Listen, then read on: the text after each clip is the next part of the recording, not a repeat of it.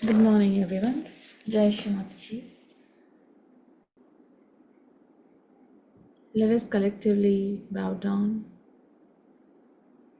namaskar, and raise our Kundalini and put ourselves in the bandhan.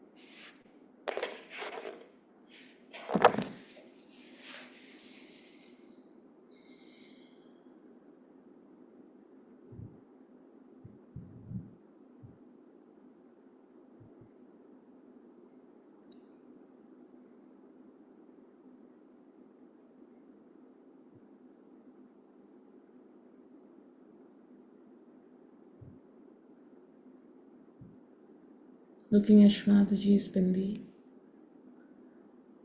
the red part,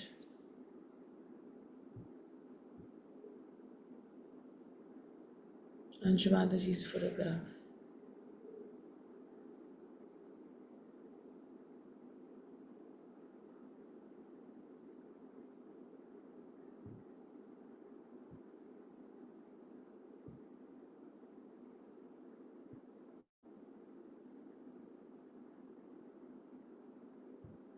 Slowly close our eyes.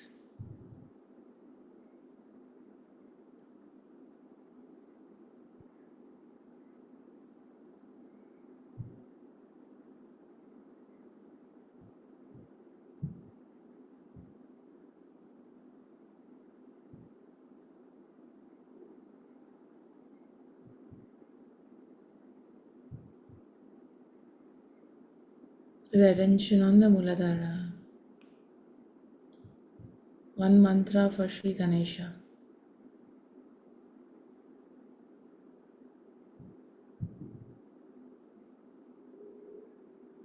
Om Tvameva Sakshat Shri Ganesha Sakshat Shri Adi Shakti Mataji Shri Nirmala Devi Namo Namaha.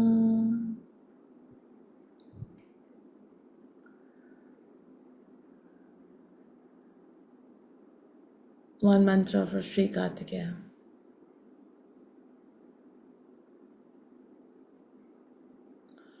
Om Tvameva Sakshat Shri Kartikeya Sakshat Shri Adi Shakti Mataji Shri Nirmala Devi Namo Namaha.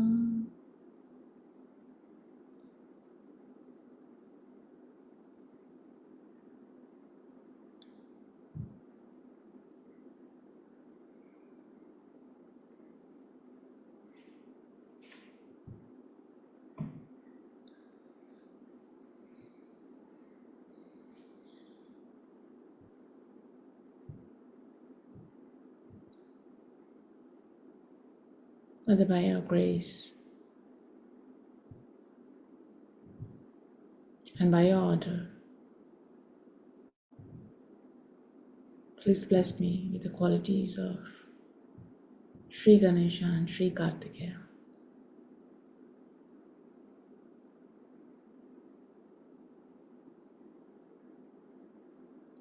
as they are the embodiment of innocence.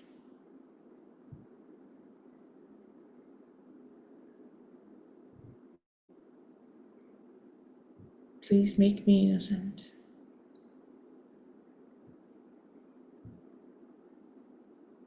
Please make me innocent.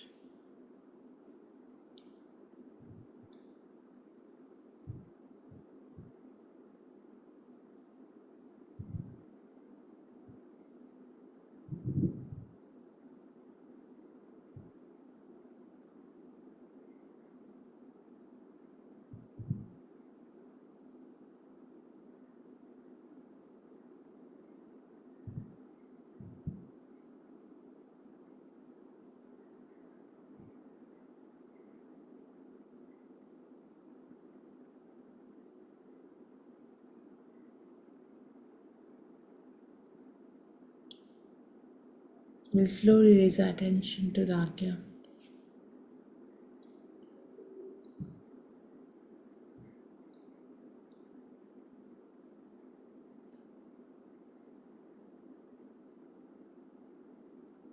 And one mantra for Shri Jesus, Mary.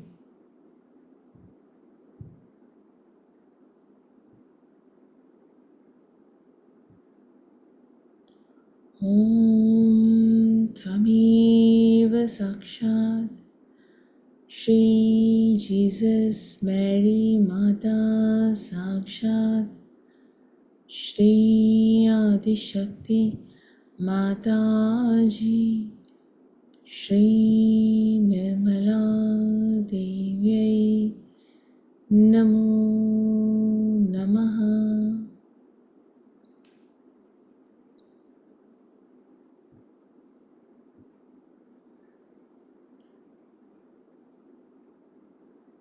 With our right hand on the forehead, we'll say Lord's Prayer.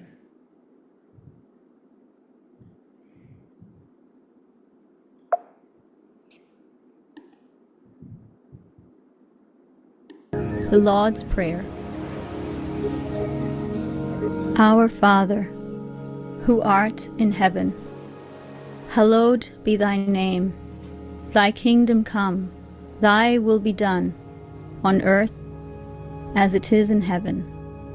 Give us this day our daily bread, and forgive us our trespasses, as we forgive those who trespass against us.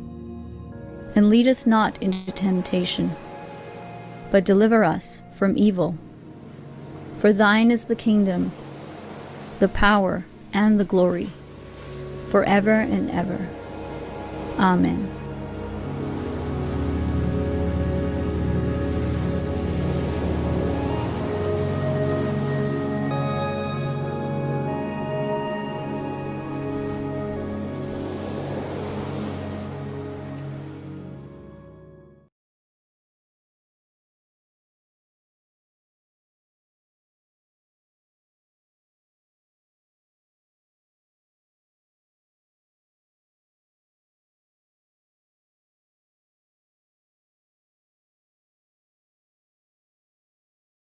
About Sahaja culture, alright?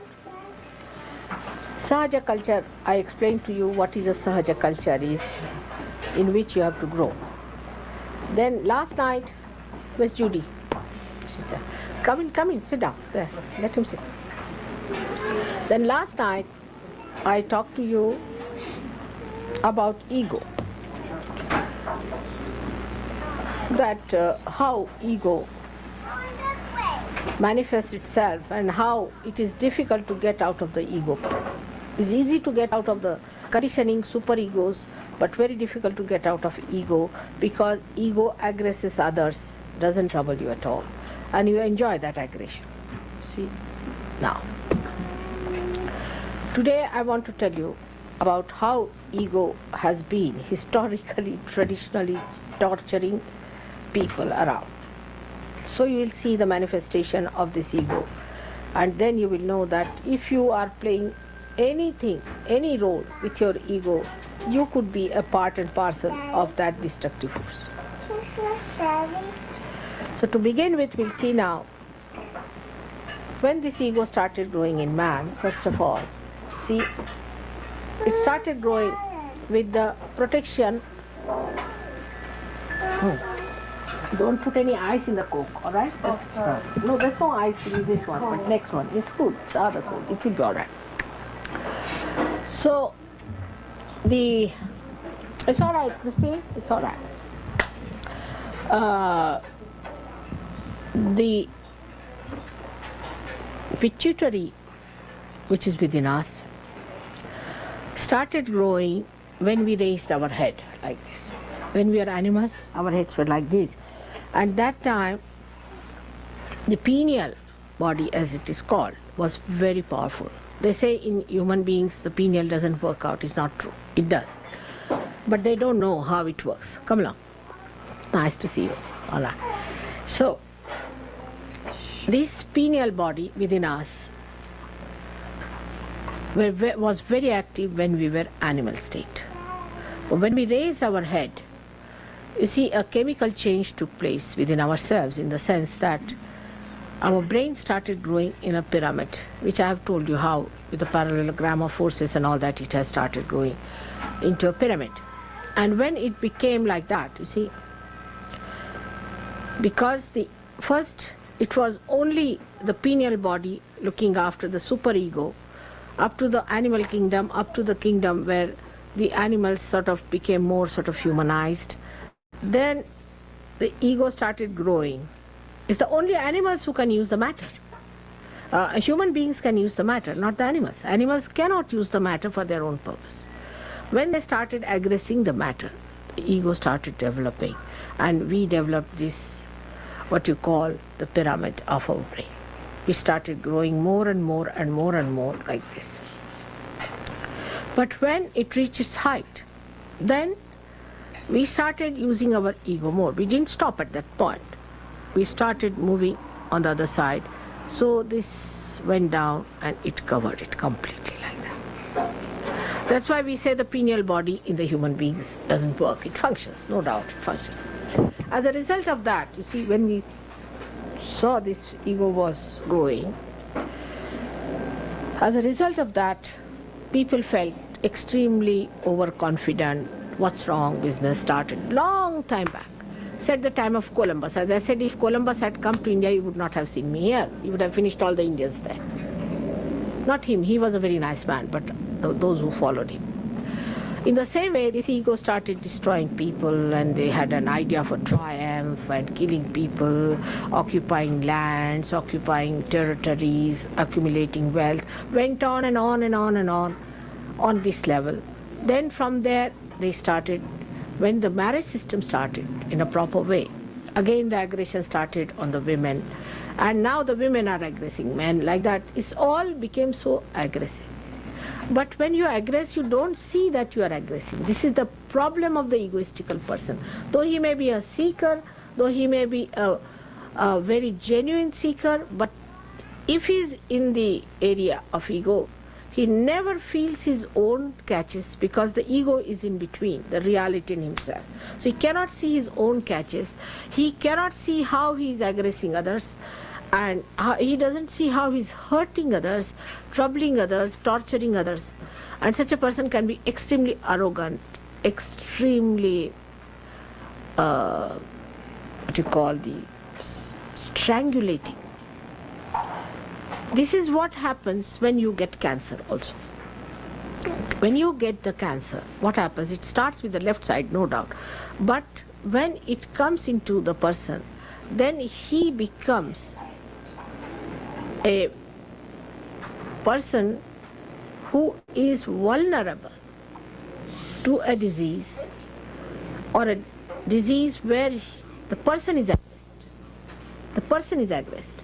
The cells of the body first develop the aggression. We call it malignant. When this cell comes in contact with others, that also becomes malignant. So that's how the malignancy spreads. And when it spreads, what happens? That supposing in the nose there are some cells which become malignant. So they start obstructing other organs to grow. The only nose will start growing like that. You mean to say, not outside but inside. So they aggress. You see, the aggression starts, and they lose complete control with the whole, because there is no coordination with the whole. They don't see that the whole has to grow together, and not only the nose and not only the eyes, isn't it? And this breaking from the collectivity is the first sign when you find a Sahaja Yogi behaves in a funny way, that if he is breaking from the collectivity, then he is nothing but an egoist. No doubt about it. By any argument, by anything. But a person who is a superego fellow will stick on to the collectivity. Will try to be very close to the ashram, will be very close to us, very much here, around it. Even if you said we don't want to, it will be there. Why? Because it realizes that it is aggressed, and also it realizes that it can be sly. So when a left-sided person enters into an ashram, that person would be very nice, quiet, sweet, everything. But the entities, the bhoots in him, will aggress the people slyly. They'll torture you. But those people can be cured very easily because they're troubled and tortured themselves. But those who are egoistical will be very difficult for them to get out of. That's why I've been talking about ego yesterday and today. Now you can see all aggression, the manifestation. What's wrong? Say now, I was talking about the chemicals. Now how did you discover these chemicals? It is through your ego, through your science. Now if the science is not related to God or to the whole, then you go like that. And then you can produce hydrogen bombs, you can produce these horrible chemicals, like it's what you call the foolhardiness. You enter into every area, every place, and achieve the power over that. But then you don't know what that is capable of. Supposing now you make computers. Supposing. Tomorrow these computers will eat you off. I must tell you now there's a new disease I have discovered in people, that their conscious mind overpowers them. There was a fellow who was like this, very egoistical. He didn't believe in God also. He's an Indian and he met with an accident. His wife is a doctor, she's a friend of mine, she brought him to me. In my presence he got up and walked off nicely, everything. But on his own, whenever he wanted consciously to do it, he couldn't even raise his leg. Can you imagine? So with these egoistical people now a new disease is coming, that consciously they cannot do anything. They cannot do anything. This will come. I am promising you now. Or I am warning you now. As I warned the people who were going left-sided, that you will have a horrible disease, and this is the new disease for all the egoists, that consciously they won't be able to move, they'll be mute, sitting there only, their ego will take over.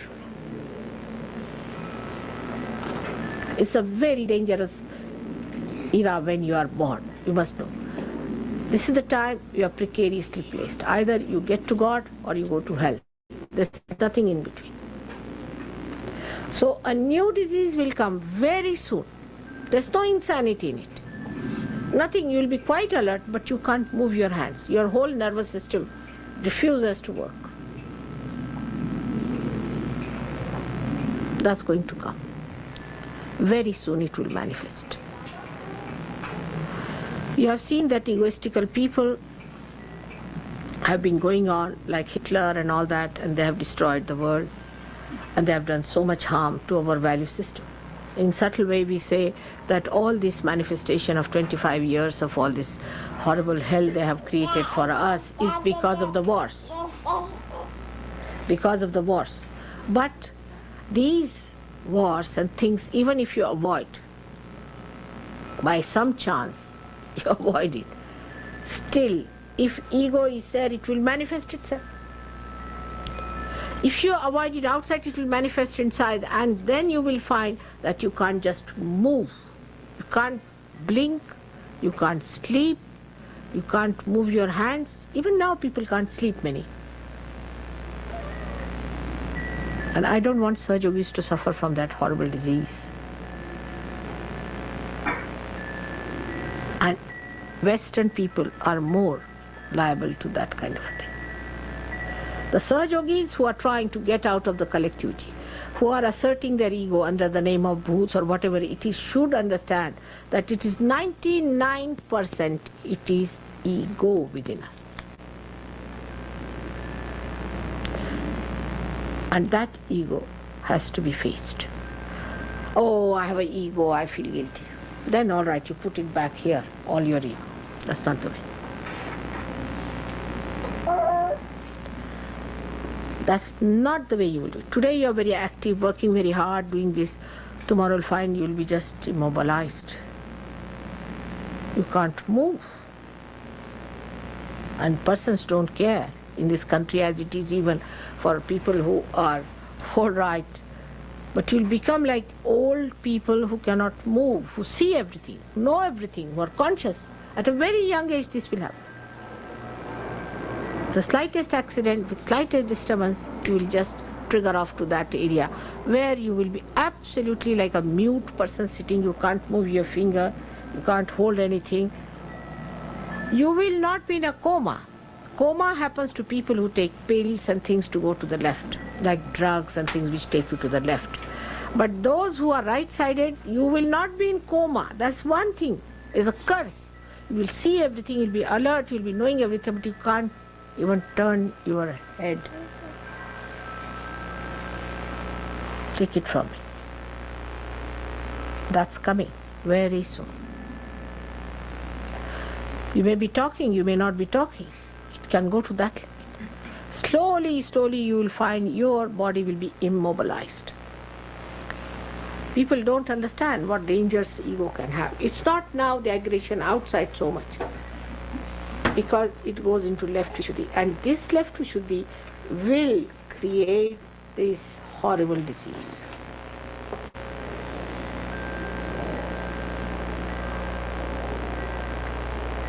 Now, how do we control our ego is very important to understand.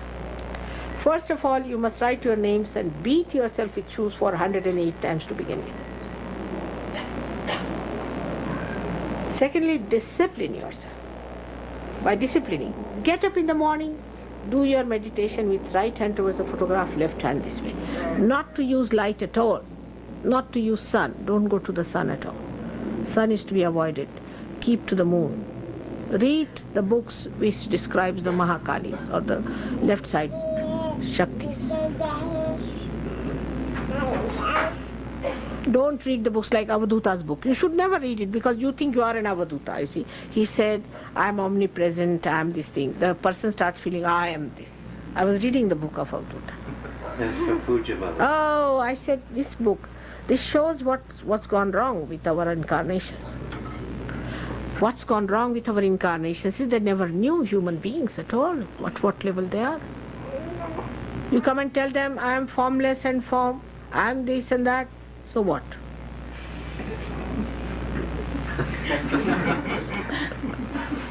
If you are that, all right, I am compassion, I am love, I am this, I am that. So what? How do you fill in these cups? You have to come down to a human level.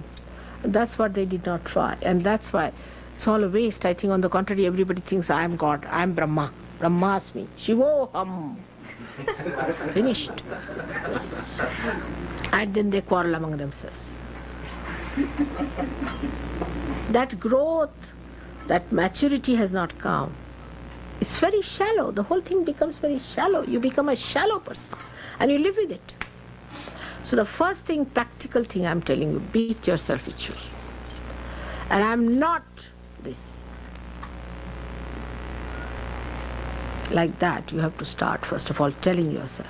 If you are a seeker and truthful seeker and honest seeker, then I advise you this way, that you watch yourself in the mirror and tell yourself, now you, Mr. Ego XYZ, will you get out from here? I know what I am.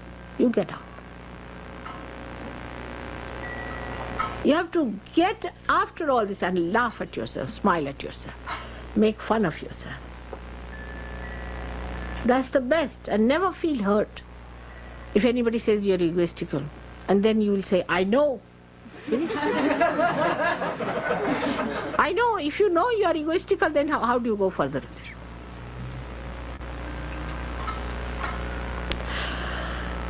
Now, ego manifests in so many ways. Through your eyes, through your ears, through your mouth, through your nose, everywhere. Because you go against God, that is, you go against collectivity, because you go against Shri Krishna, against your Vishuddhi chakra.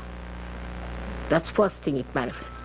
Nowadays nobody beats people like this. You see, we have become subtler in our ego manifestation. We use this part, not hands. It can be that you show temper through your eyes, or it can be you flirt with your eyes. You become adulterous. That's why Christ has said, don't become adulterous. So now it's nice that the AIDS can work out through the tears. It's good. Used to kiss people, all right. Now kiss. Nobody will kiss now. You used all your Vishuddhi chakra so far to express all filth. Now the filth is pouring out. So, in the second stage, when we understand that it's through the Vishuddhi, that is this America, we express ourselves, our ego. So what should we do? First of all, stop talking. Hear the way people talk. I mean, you see, you have to just start opening your mouth like this, and like that you go on. And the other is talking. You tell them something, they just come on you with all the knowledge, they have known everything A to Z, and you don't know where you are. How do you stop talking? I've told you a practical thing. I'll get you betel nuts, which I'll vibrate, put it in the mouth. And you take it out when you have to talk, otherwise keep it there. That's Shri Ganesha. Don't take it out. Stop talking. If you stop talking, your hypocrisy will go away. But through our face, we are hypocritical. Everything works out through Vishuddhi. Now see, a person who is extremely aggressive, you see, can also act to be very, very sweet, you see. If they have to exploit you or make money out of you, they can act. Acting. The whole acting comes through this Vishuddhi. Then you act. You are a very gentle person. You are very good, but you are not. You are aggressive.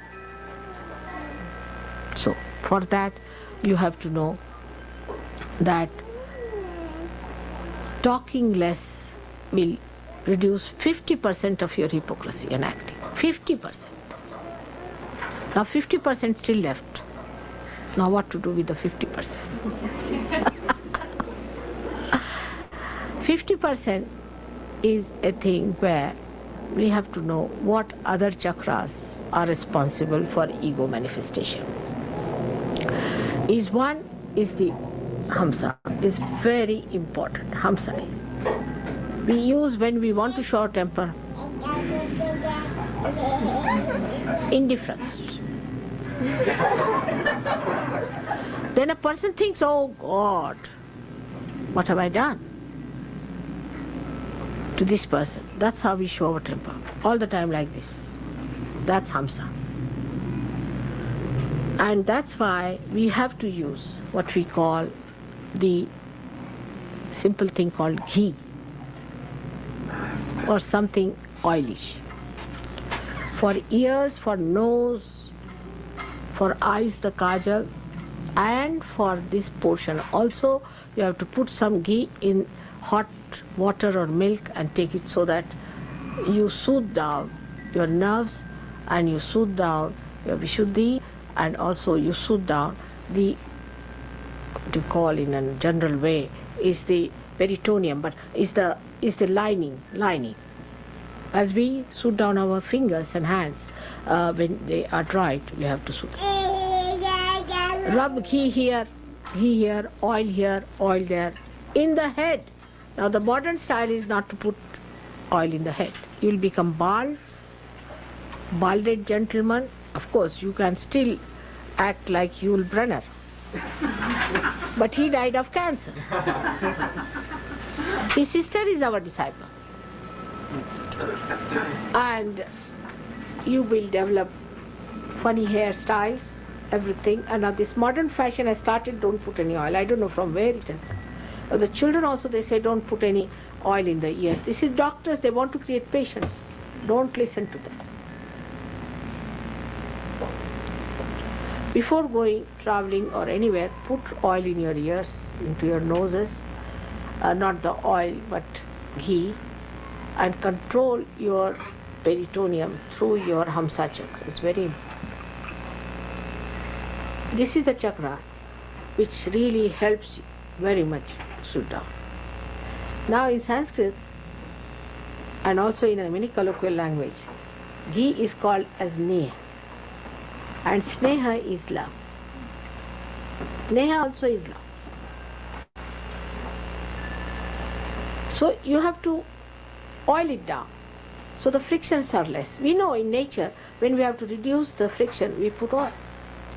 Like we have to say launch a ship that I have launched, I know what it is. They had to put grease on the thing and you just touch the ship and the ship moves so smoothly onto the sea. Beautifully it moves. In India they put bananas because banana is a very easily available, so they put bananas, you see, on that. And here they use grease. In England, for example, they use grease. So in the same way we have to grease ourselves. Our language, our tone, our speaking must be greased with love. And love is such a powerful thing that can attract anyone, let it be even Hitler.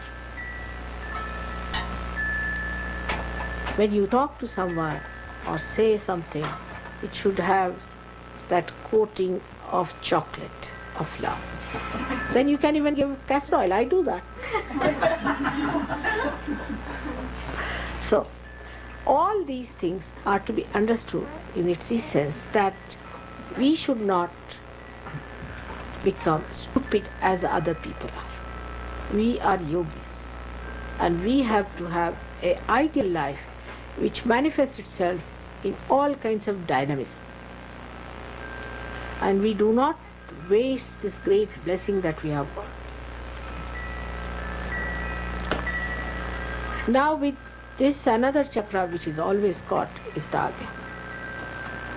Agya chakra. In the Agya chakra, we have to become thoughtlessly aware, but we cannot. Now, if you watch your thoughts, you will know mostly we think of the people who have harmed us, who have troubled us. Sometimes we have the glimpse of the good things also. We think of the good people also sometimes. Normally, we are thinking about the people who have harmed us, hurt us, this thing, that. Now Christ, who is Sri Ganesha and who has all the powers to kill us and finish us off and destroy us completely, has given us the greatest weapon is to forgive. So the mantra here is forgive. And you have to see that you forgive others. Anybody says anything, forgive. When you forgive, God takes over. And He knows how to handle or mishandle or to do whatever He likes to that person. That's not your job. You just forgive. So you give him a ticket. Go to God. I forgive you. I'm nothing. And you have to forgive. And that is the thing you can enjoy your Agya chakra very well and raise your Kundalini beyond by saying forgive, forgive, forgive 3 times. And you have to say the mantra of Nirvichara. No thoughts. Agya is the one which brings thoughts to you. That's why Christ was so particular on the eyes. That thou shalt not have adulterous eyes. Try to concentrate your eyes on the Mother Earth for some time. She'll suck in.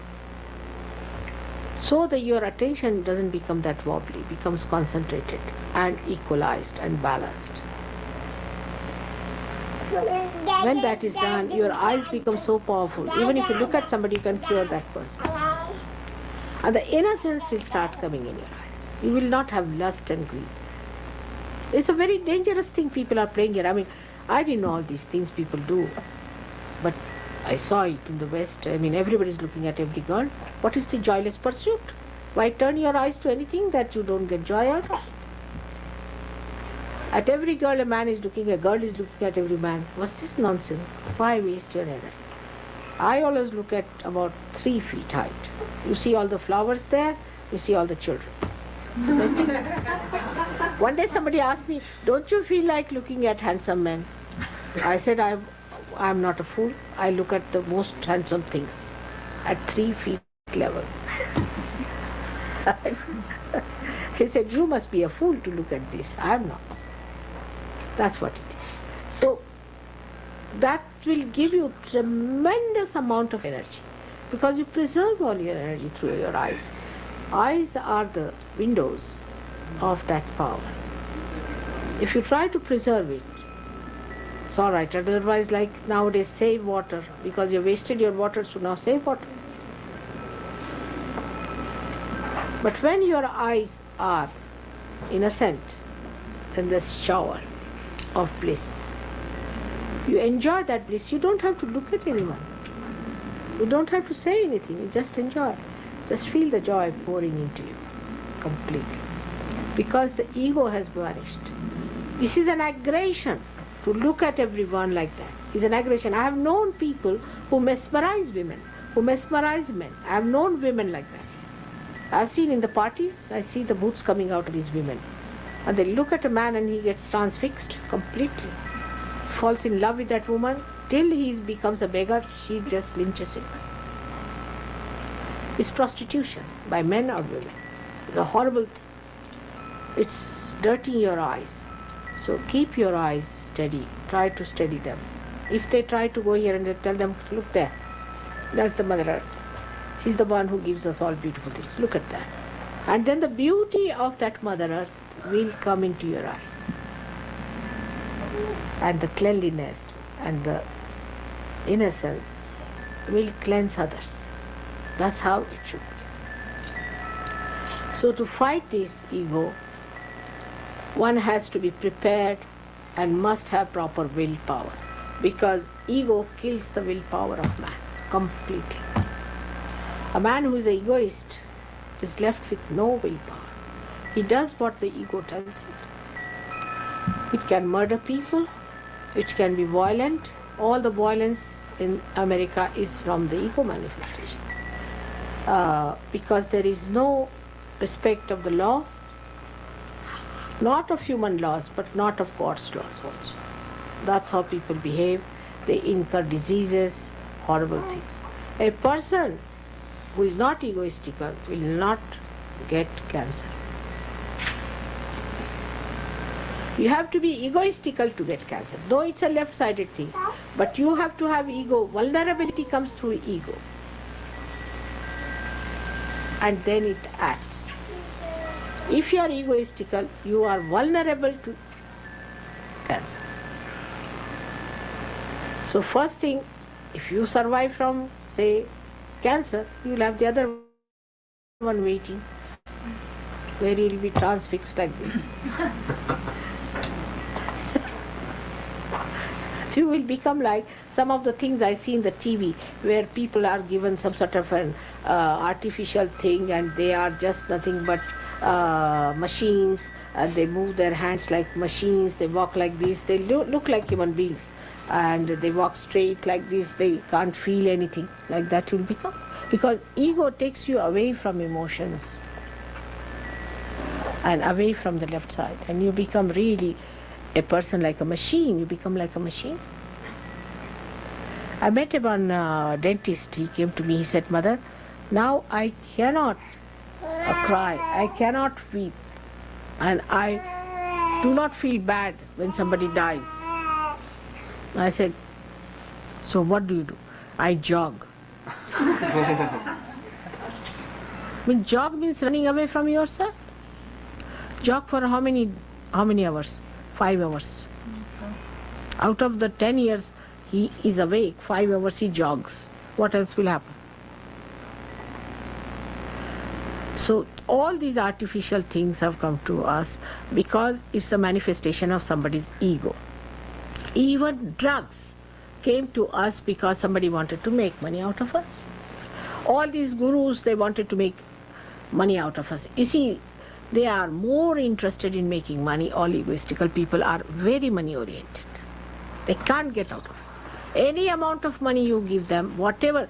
I mean, I have blessed people with thousands and thousands of rupees, billions and billions of things, but still their money orientation doesn't go. And then they lose it in the time. Just like that. Naturally. Because they do not recognize it's a blessing, one has got it. Now you have to share it. I mean, actually, through coming to Sahaja Yoga, there was one gentleman who was really absolutely on the verge of collapsing without any money. He's become such a rich man overnight, and overnight he's become again the same. As an example, he came to me, he came to Sahaja Yoga, he became very rich, he became all this, and then suddenly lost everything. And even Sahaja Yogi started saying, Mother, who come to you for a short time and then they go away, they become very rich. I said, all right. And then see after 1 year, before and after. And where are they now? This man has become so poor that he doesn't even have money to take a bus.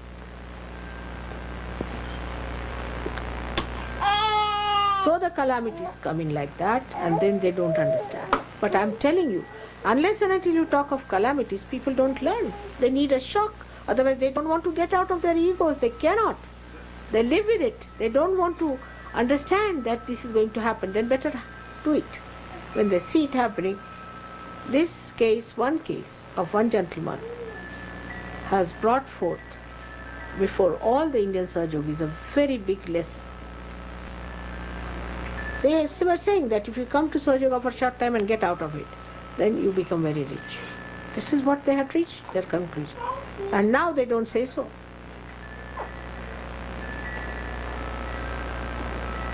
Because the medium through which you have got is God's grace. If it is lost, you have lost it. So don't live with full confidence with that horrible ego of yours. It is going to overpower. And as you have seen, the booths combine, also egoistical people will always combine. There are two egoists, they'll always be very friendly. Because they combine together, they are just the same. But when they are immobilized, then what is going to happen? They'll be all sitting like statues. We can make statues out of them, I think. What will be the next use, I don't know. Because they are not dead, they are living. But they can't eat food. They can look at food, they can't eat it. But if you put injection, it might work out. Because the parasympathetic might be working, or maybe sympathetic might be working, the autonomous might be working, but the rest of it is finished. The central nervous system is finished. It can happen suddenly to someone. Now write it down. Today I have told you about this disease.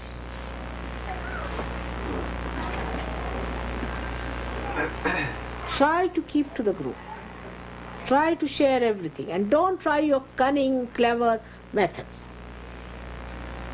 Cunningness is cheating yourself. Gregor has told me, Mother, this intelligence, human intelligence, is so intelligent that it can cheat yourself.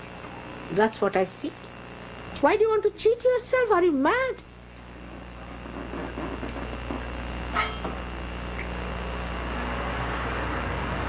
This is what one has to realize.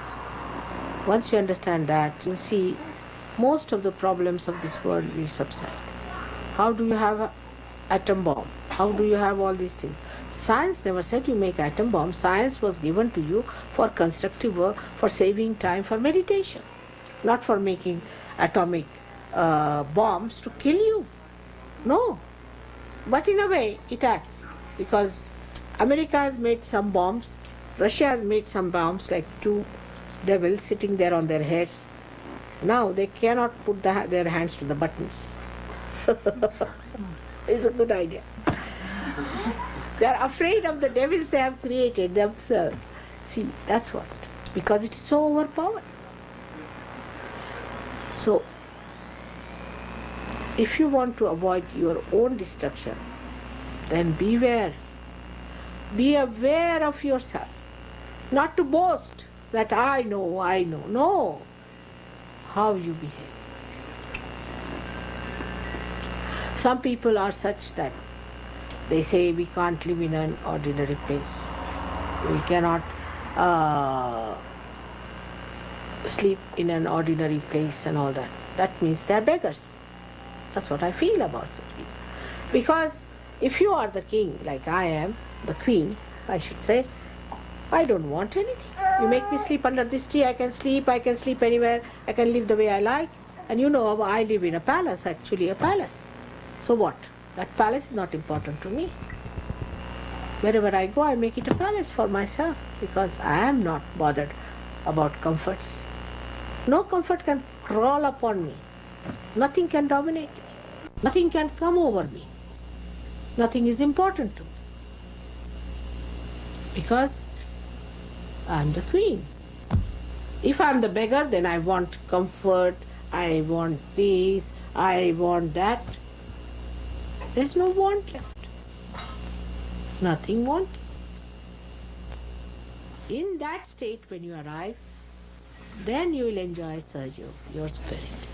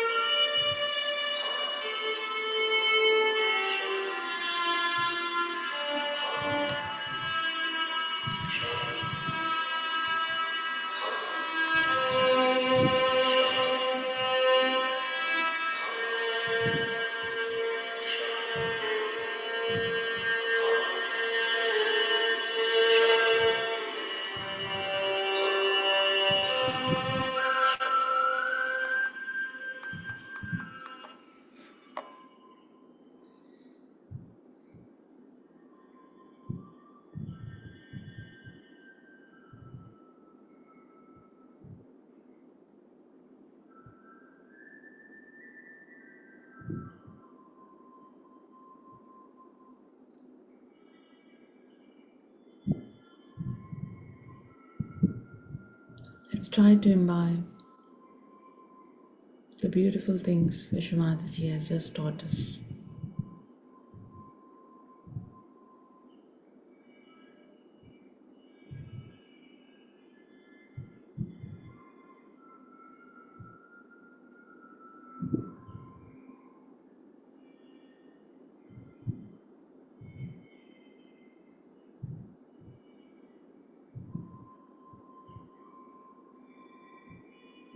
You can't fight with the ego.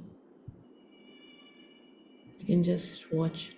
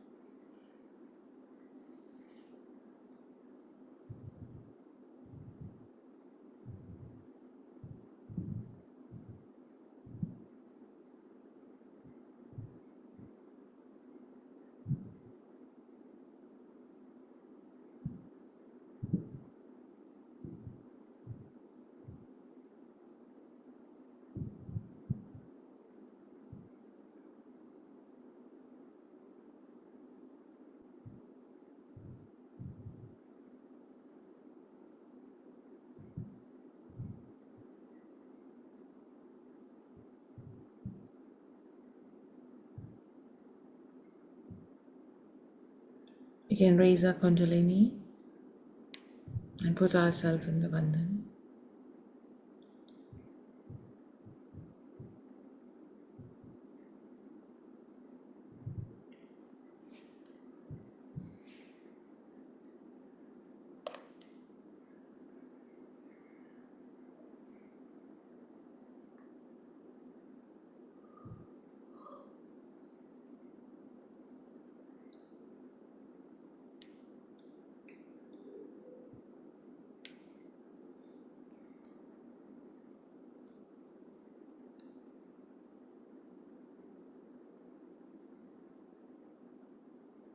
Jai Shri Mataji.